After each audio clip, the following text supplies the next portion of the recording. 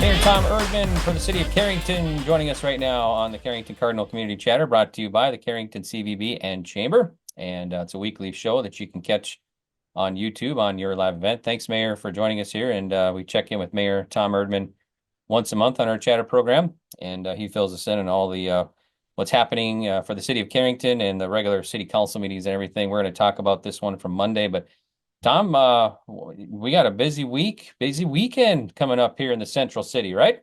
Right, all kinds of fun things happening. Of course, Junk Fest is a major event with over 5,000 people coming, and then Headlocks is having a Rib Fest. I hear there's like 11 vendors that are going to kind of get crammed in on the street to the east of Headlocks Bar. So that's from 9 to 5. So yeah, the city should be buzzing pretty good up here, Greg. Yeah, yeah, always a big event when we turn that calendar to September, and seems like the weather will cooperate too. It's going to be pretty decent from what I can tell right now, anyway. So, Yeah, it looks like a wonderful weekend, so that's good. And hmm everybody's looking forward to a little fun. And if anybody wants to taste some ribs, it's a prime time to come out and do that. And if you want to see all the crafts and all the things that the gals have so-called turned junk into treasure, come on out and buy some of that stuff and have a wonderful weekend.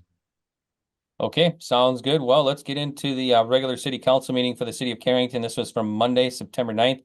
And we just kind of run down the regular agenda items, all what happened at that meeting. So you want to start with the final agenda up first this morning, Yeah, right? right. So of course there's several, we approved several raffles. This is kind of the time of the year when a lot of entities are looking to make a little money, whether it be 4-H school or so there's a bunch of calendar raffles out there. So anybody, if you'll run into somebody, you can buy a ticket from somebody for a chance to win some money. Then I guess we only had one regular agenda item, and that's kind of a positive one because last time I reported that our city auditor, Jennifer Gast, had turned in her resignation. And since that time, she has asked if she could be reappointed and come back to that position. So we welcome her back with open arms and glad to have her. So we made a motion to appoint her back to be our city auditor, and she'll start her job here coming on the 17th, I believe it is, or the 16th. Then after that, we just kind of jump into the fire department. And of course, after the big derailment, it's been fairly quiet. They had one rural call and they had one city accident call, which there was nobody hurt, but they were called out on that. And then all the work that they've done on the CP rail at the derailment at Borgelac, CP rail gave the fire department a 2012 Polaris Ranger 6x6 as just a token of appreciation. Plus, there's going to be ongoing negotiations for some monetary settlement besides. But the fire department plans to take the 6x6 and turn it into a grass fire fighting machine, and then also for an evac machine that if say there's an accident in a remote area that you can't get to with a regular vehicle other than a helicopter, they could use this vehicle and have the backboard and the medical supplies on this vehicle. So that was a good donation from CP Rail. But then, of course, our guys spent over almost a month's time out there with the derailment. And of course, they're still cleaning up the derailment. The other thing is we're going to have a closeout with all the county and the railroad and the fire department. That's going to happen here on September 30th. So again, our thanks go out to our firefighters. They know how to handle these situations. There was nobody hurt, and that's a tribute to them because there was a lot of hazardous material. There was a major fire on the scene, and just a lot of people coming and going. And our firemen pretty well regulated that whole situation. And hats off to them for a good job. From there, we could jump into finance and legal. Of course, we're still working on our annual salary update for our employees. We contracted with Dakota Dynamics, a company that looks at pay scales throughout the state of North Dakota just to see where we're at. And we're fairly competitive with our pay scale for our city employees, but we always want to stay in tune with what the environment is out there. And then I guess from there, we'll go into economic development.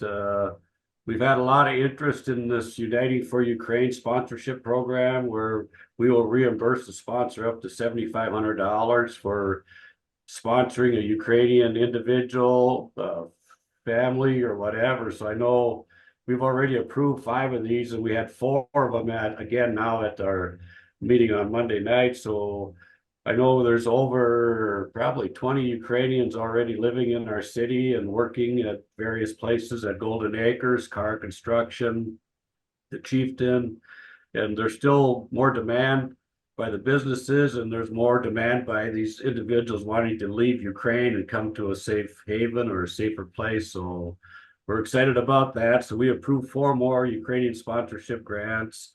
We approved a job credit grant for Gushas Electric, whereby an individual actually went through our Career Builders program, whereby Gushas Electric, the city, and the state all helped pay for this individual's tuition.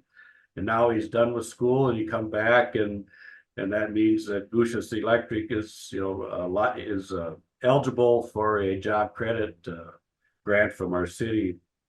And then, of course, another popular one that we have at the city is commercial building grants. We've had a lot of, people take effort and spend a fair amount of money rejuvenating some of their buildings, whether it be electrical, heating, or just facelift on the inside or whatever. So, and that means anybody that's just off of Main Street can get a 25% grant up to $30,000.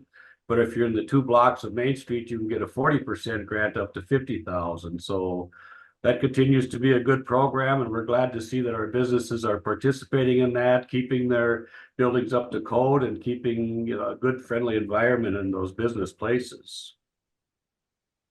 Then lastly was last winter, we approved a $20,000 community connection grant with the swimming pool at the city park. And as you know, they originally thought they were going to spend about $250,000, and they did get a donation from an individual for the $250,000. And the stipulation we had was that we will match up to $20,000 any donations. And so the bad part is after they got into the deal, they put a new liner in the pool, they put new decking around it, and then they found out they had to spend another $80,000 on the mechanical side for all the stuff that's required in a swimming pool. So we dispersed that $20,000 community connection grant, but I know the park board is still short about $65,000. But the pool this last summer looked good, and hopefully we get quite a few more years out of that, putting that liner and that new decking on there. Then we can go jump into airport. I guess for some reason we've had a number of people more interested in flying and airplanes, so all of a sudden we have more planes out there than we have hangar space. So if that continues, we can potentially go to the FAA and get a grant for another hangar. We've already got 2 hangars out there that they hold 4 planes, and they're on a rotation table where you just turn them and get the plane out the door. But those things cost about $650,000. So we're looking at potentially having another hangar if the demand continues to be that it is. Then we'll jump on to police. I guess our chief said this is the lowest number of cases, criminal cases, that he's had ever since he became the chief, which is a positive thing, that the crime rates and things in the city are minimizing or getting lowered. And of course, we have the new cameras that we're putting in our squad units, and the cameras will tie back to the body cams, and it all can be tied together on the computer. So those are getting installed now. And most of the money for the cameras and the tasers, which is like $35,000, we've gotten $25,000 in donations from the charitable gambling entities within our city. So even though charitable gaming is maybe a detriment to some people, but it's definitely a positive for our police department as those funds are filtering back into our community. And of course, in the police, we do have an opening yet for an officer. So if there's anyone out there that's considering law enforcement, we have a program in Carrington that we will send an individual. Let's say you have a 2 or 4 year degree and you want to get into law enforcement. There's a 13-week training session in Bismarck from the police department that we would send you to, and then you can come back and you'd be basically qualified to be a police officer. And while you're going to school, you're on the payroll, plus we pay all the tuition. All we ask is that you give us at least 2 years of service upon completion and coming back to our law enforcement staff. Then from there, Greg, we'll just jump into Public Works. We started putting stripes on all of our cross rocks. When school starts, we wanted to have a fresh new look on our streets and make sure the traffic sees those and the pedestrians, the kids crossing. And kind of an ironic situation, but we got the old paint sprayer out with the paint and started painting it, and all of a sudden the stripes started to disappear, and like an erasable paint or something. So we discovered we needed a new paint striper. So we got that ordered, and the guy should be out now actually here shortly, putting the new stripes down and a different quality of paint. So it's kind of ironic, but I know they painted by the school, and then a couple days later it kind of disappeared. So where it went to, I don't know. But then Bowman Trenching, they finished the work on the west end water line. That was a looped water line that we took from the fertilizer plant out west of town up to the pasta plant. And they came back now and did their final landscaping. So that project is done. Fall cleanup week, of course, starts today through Saturday. So the landfill will be open Thursday, Friday, and Saturday from 10 a.m. to 6 p.m. Then also with the Armory, we're starting new hours on the Armory. October 1st, they'll be from 7 a.m. to 10 p.m. at the Armory.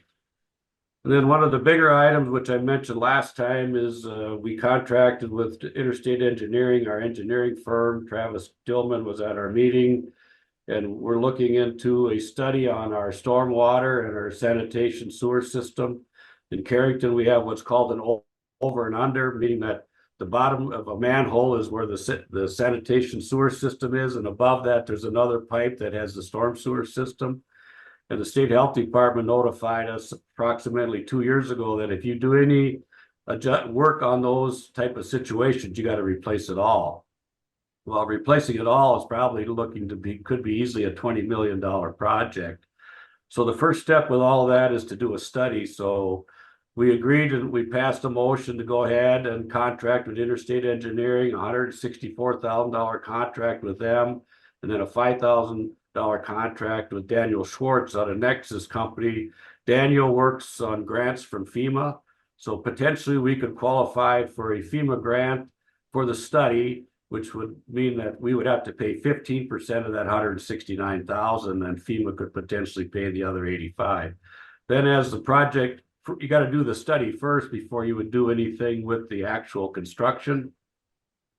So this will be the first part, and hopefully if FEMA approves this, that would be a good indication that they may approve us for the actual project, because a $20 million project, if we had to pay the full boat on that, that would be kind of a horrendous price for the residents of our town. But if we can get that number down to 15% of that number, that would be $2 to $3 million. And we've got some prairie dog money, and still there would be some special assessment, but it'd be fairly minor.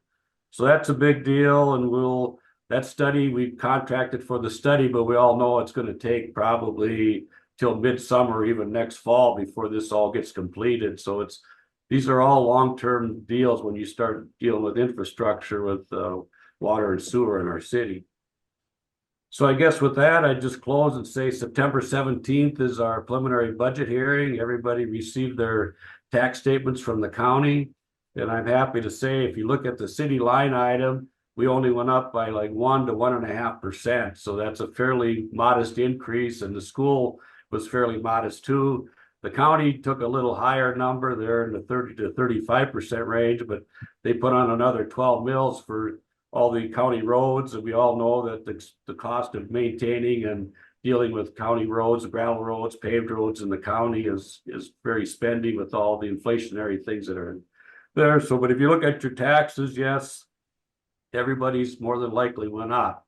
But I guess if you want to see what proportion it went where, the city was fairly happy that our number came in as low as it did. So that's a public hearing meeting on the 17th, and then our next regular meeting will be October 14th. Okay. So you got any questions, Greg? Yep, Monday, October 14th at 7:30, right? Yep. Okay.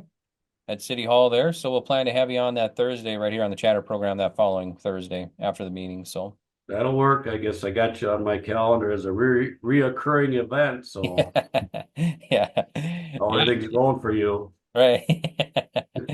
Yep. Yep. So, all right. Well, thanks, Mayor, for joining us here. We appreciate it. We appreciate the update, all what's happening at City Council and the meetings and everything. Thank you for reviewing that with us. We appreciate it. And yeah, enjoy the weekend here. And hopefully those nice temps continue for a little bit yet, right? Right, and then it can start cooling off in October so I can get the boat out again. I've been golfing more than fishing, so I think the way my golf games are going, I should start fishing again. Yeah. All right. Well, thanks, Mayor Tom Erdmann. We appreciate it. And we'll check in again next month. All right, thank you, Greg. Have a good day. Yep, you too.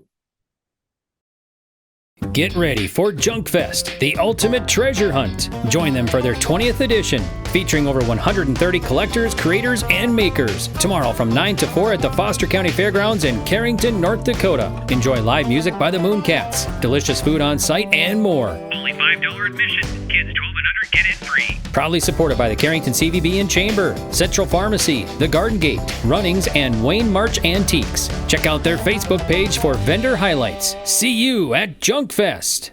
Discover the charm of Carrington, where community and character come together. Our vibrant community is full of welcoming smiles and unique experiences, from delicious dining and one-of-a-kind shops to lively events and beautiful parks. Join us in celebrating the best of Carrington, where every visit feels like coming home. Come visit the Carrington Chamber and CVB office to learn more about our wonderful town and its amazing businesses. Explore Carrington today and experience the warmth of our community.